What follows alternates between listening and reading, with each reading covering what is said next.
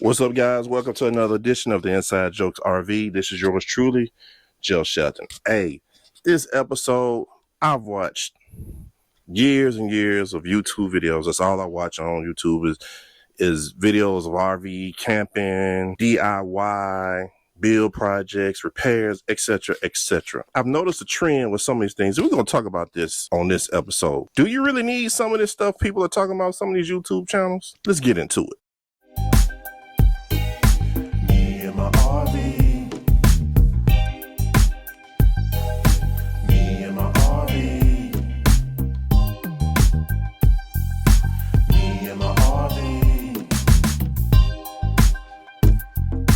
Me and my RV. After watching so many videos, I'm starting to notice a trend with some channels that they're telling you things that they're doing. And I'm like, man, do you really need that? Is that really worth the expense and the effort for what they're doing?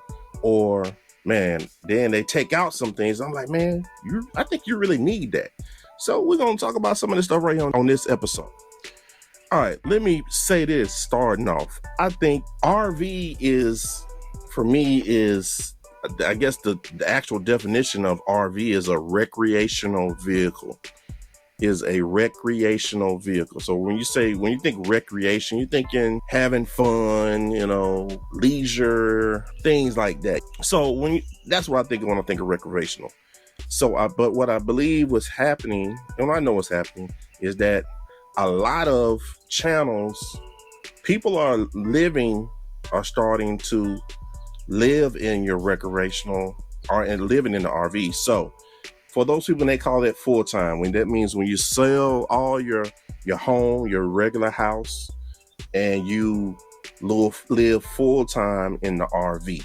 So those are what they call full-timers. So a lot of these things will be different for people who are full-timers compared to some of us that are seasonal campers, might take the RV out 2 or 3 times a year, or we might take it out once a month or weekly, but we still have our sticks and bricks. We still have our regular house. So the RV, some of us are still using it as a recreational vehicle. So it's going to be different from those people who are living full time. Then you have some people, the van life, those Class B vans, man, are super expensive.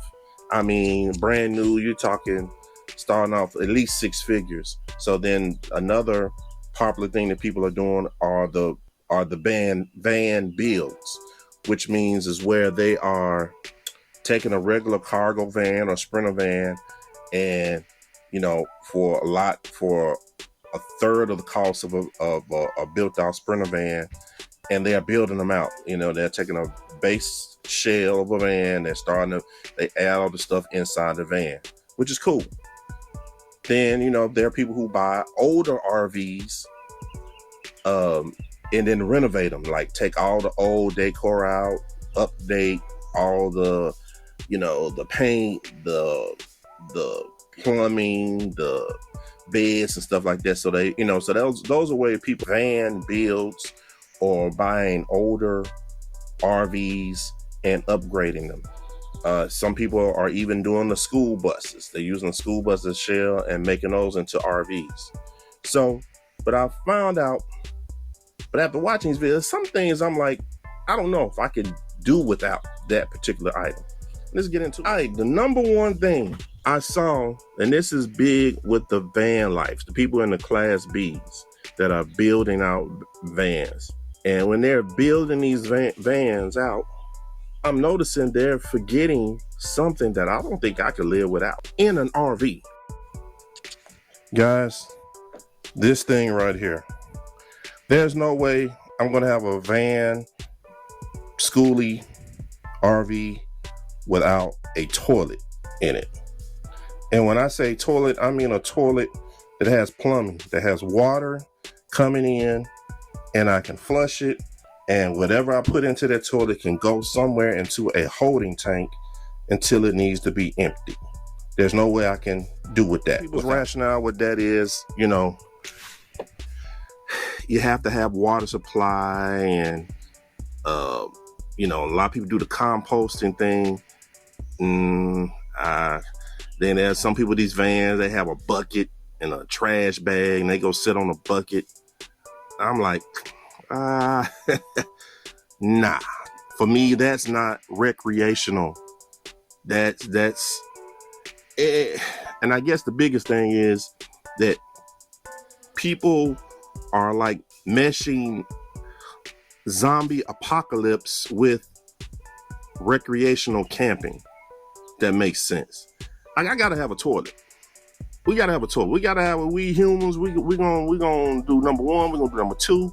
I need somewhere. I need that number one, number two. I need to go out of my living space. I need to go somewhere into a holding tank until I can flush it out and dump it. I get all the composting. I get all the, and trust me, if it was a zombie apocalypse and you had to do that and you had no choice but to do it, yeah, of course. But if you RVing, if you're making a YouTube channel and you're getting paid and you use the bathroom on a bucket, that's sort of barbaric for me. So I gotta have a toilet, man. There's no way I'm going.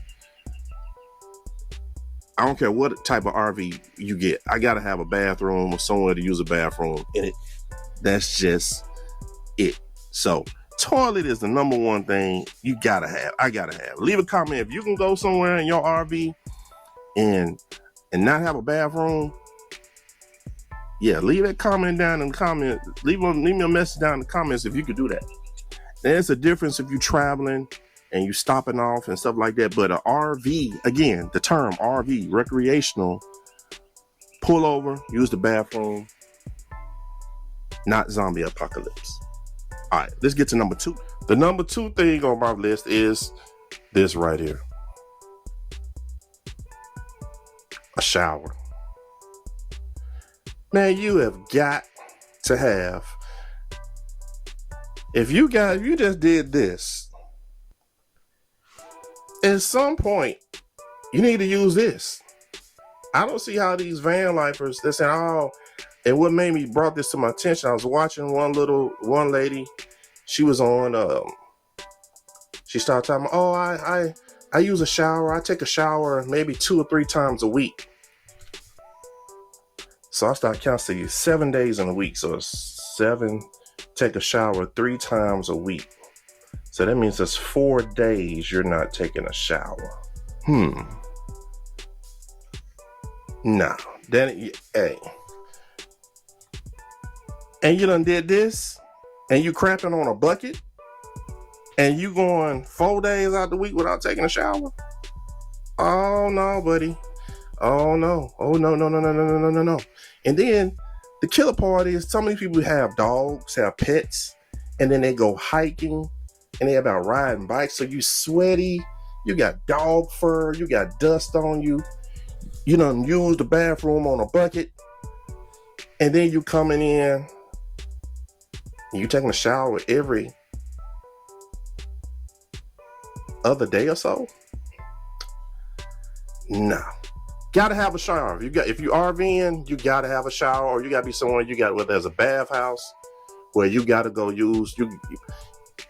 You gotta wash that dirt and grime and dust off of you. There's no way I done sat on a bucket, used the bathroom, got my dog, went out hiking, went camping, went bike riding, all this dust and filth on me, and then come home in my RV and jump right in my sheets, my bed, dirty. No. So I gotta have a shower. I gotta have some way to wash off the daily dirt and grime, because people gotta understand, this is camping. RVing, you are still camping. And that's the purpose of the RV, is to give you some amenities that you would have in your home. So showering is huge. I have to be able to wash off the dirt and grime of the day before I lay down in my bed. So, shower. A lot of people don't this one lady, she said she takes a shower once every 3 days a week. Then another guy was like, oh, I might shower twice a week. I got these little wipes, these baby wipe, shower wipe, where you wipe off your skin. No. Hot water, soap, wipe your skin. You shed skin, you exfoliate. You got to get all that dead skin cells off your body, the dirt and the grime. You got to get that off your body before I'm laying down in the bed. I'm sweating right now, and I feel uncomfortable because I'm sweating. So, I mean, you don't went all day for that, and you talking about 2 or 3 days without doing that? Shower? Gotta have. Third thing you gotta have. This is my generator. This is the generator. You gotta have a power source, some source of power supply for your rig. So this is, running your 110 sockets inside the RV. You're gonna have to use your generator, and this is considering if you're not hooked up to shore power, which means you don't have anything hooked up right here to an RV park or something. So you're relying solely on the RV to power everything inside. So you got to have. I've seen situations where there are some guys and people that are renovating their RVs and they take the generators out. I don't understand that. Again, this is recreational. If you're out somewhere, you need to have that source of power. And what people do, the trend is now everybody wants to go solar. And I get it.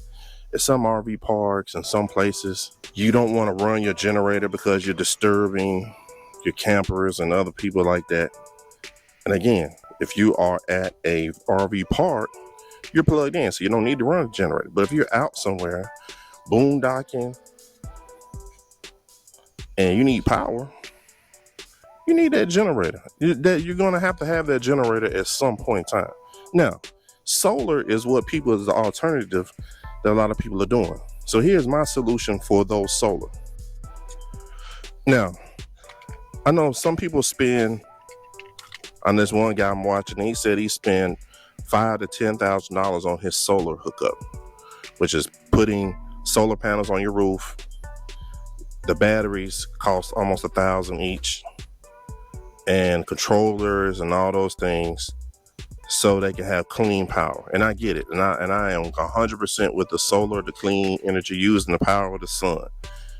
But my solution to that is, now this is my power station. This is only a 500 watt. So maybe 300 watt max. Rockman, I got a video on that one. Paxis. I'll put the link to that video here. Go back and check it out, my review, and I got this. So basically, this is a big battery bank. So I could run my CPAP machine with this. I could plug up a laptop, and most importantly, charging up your phone, your battery die, maybe a heat blanket or warm heating blanket or something type of small appliance that you want to run if you need it. But mainly, charge up your battery. If I'm in that big of a trouble, I'm calling somebody to come help me out. But my solution to that is, to the solar, instead of spending $5,000 on a solar system, you can get these things here. You can get these in various sizes. So if I was a person that was going to be out boondocking a lot or full time or something, I would get a large one of these, maybe a 2,000 watt. They are sort of expensive, but I can get a bigger one of these for about $1,000 if that's what I was going to choose to do. I can get that bigger bank. Then, good thing with this, once this dies down, I can plug in some solar panels right here, and I can charge this up using the sun right there. So instead of spending those multiple thousands of dollars on a solar system, I would get a big one of these and some solar panels. That way it's portable. I can take it wherever I need to go. It's not tied. If I sell the RV, I can take this with me. So power. You've got to have a source of power if you're RVing. So I've been in an RV park where the power storms have hit and we didn't have power. So I pulled out my generator, turn my generator on, bam, you got it. So do you need solar?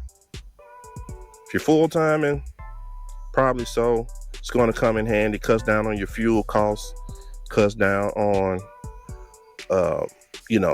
the generator, changing oils and stuff like that. So it's more of a clean, convenient.